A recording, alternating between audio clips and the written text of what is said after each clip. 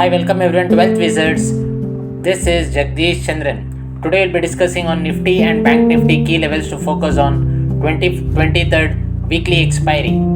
The Indian markets including Nifty and Bank Nifty are heading into the September 23rd weekly expiry with a cautious note.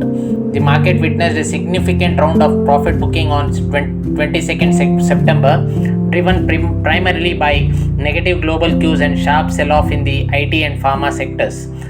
Nifty 50 closed on a weak note, losing 0.49% on September 22nd.